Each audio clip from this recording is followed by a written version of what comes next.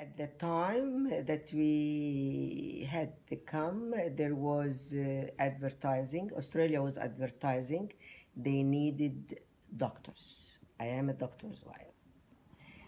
And so, because of the circumstances in Egypt and all the discrimination against Christians, we realized that there will be no equal opportunities for us there.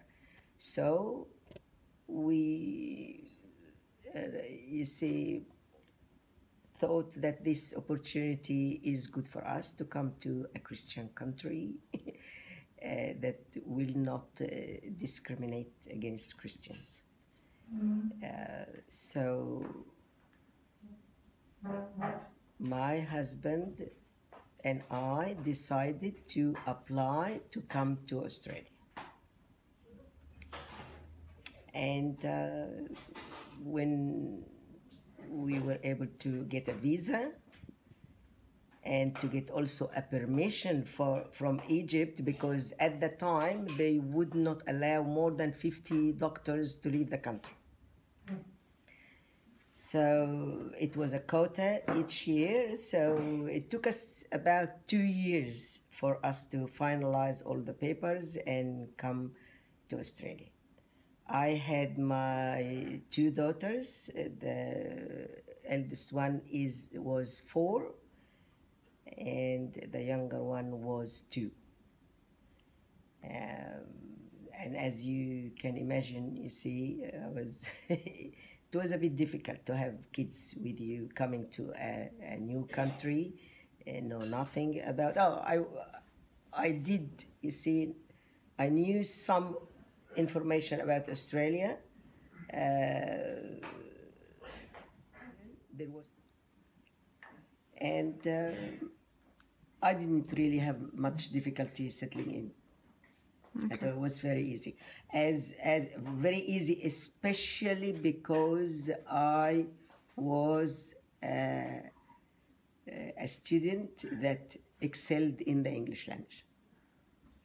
So that helped. That helped because straight away I knew the language, I know how to communicate, so that made it very, very easy. Can you tell me what kind of complications there were in Egypt with the Christian discrimination?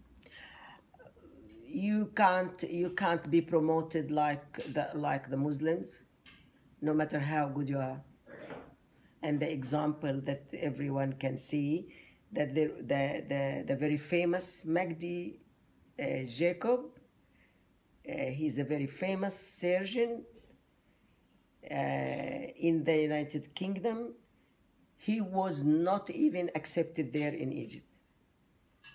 You see, he is a very, very, very capable surgeon, heart surgeon. And were there struggles coming here? What were the struggles coming here?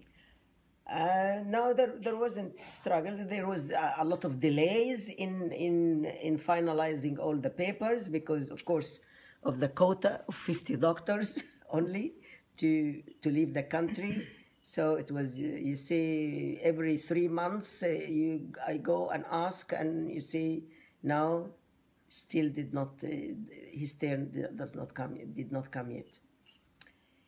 So after everything was finalized, we came to Australia by plane, not by boat. It was by plane, and